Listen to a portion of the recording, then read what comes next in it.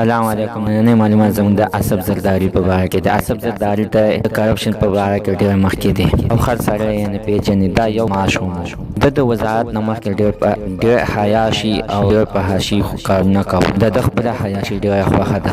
د فلمونو اداکارانو سره دغه شانتې یعنې انډیا د فلمونو اداکارانو سره په 2 کروړه باندې دغه شانتې غلط کارونه کړي دي. عزتمن د دې ویډیو نه مخکې زه ته دا یادګیرم کوم تاسو کو چې زموږ په دې چینل کې نه وي حتما د زموږ دا چینل د سبسکرایب کړئ. خو کې سره د ټلې نشان وای چې خای یو نوی معلوماتي ویډیو تاسو ته په اسانۍ باندې درورسي. عزتمن اسف زرداری د سابق وزیر اعظم پاکستان د شوه دی دا ډېر په حاشي او د حیاش سره دی. دا د وزارت نه مخکې هم ډېر حیاشي خوښېدله. خو د وزارت په دوران کې دا دغه شانتې غوښتل چې د انډیا کمی اداکار او کمی فلمونو ولدي غواړم چې دوی سره دغه شانتې زنا کارونه او په حاشي کارونه وکړو. خو هغوی دغه شانتې د 2 کروړ روپو اپرې ورته کېښودل چې ورته ویلې چې تا کومې یوې جینۍ سره ستا زړه غواړي هغه سره ته شپه تېره کړه. خو 2 کروړ روپۍ به ورکړه. اسف زرداري ورته غاړه کېښوده. ویې ویلې صحیح ده ما ته منظوره ده چې زه کومه یوه اداکاره باندې یعنې زه به هغه یوې اداکاره سره غلط کار کوم. خو عزتمنو 2 کروړ روپۍ ورته ورکړې او د په 10 منټو دپاره ورته دغه جینکو ته 2 کروړ روپۍ ورکړې او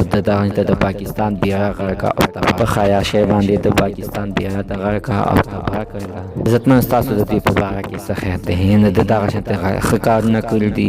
د پاکستان پیسې انډیا ته یوړلې او د انډیا جینکو سره بې هلته کې غلط کارونه کول او په حاشي کارونه یې وساتل. عزتمن زموږ نننۍ معلومات ته د دې ځای پورې کړو. چېرې تاسو زموږ دا چینل تر اوسه پورې نه وي سبسکرایب کړئ زموږ چینل د سره سبسکرایب کړئ. خوا کې ورسره د ټلۍ نشان ووهئ. دغه شانتې نوي معلوماتي ویډیو تاسو ته په اسانۍ باندې دروايي.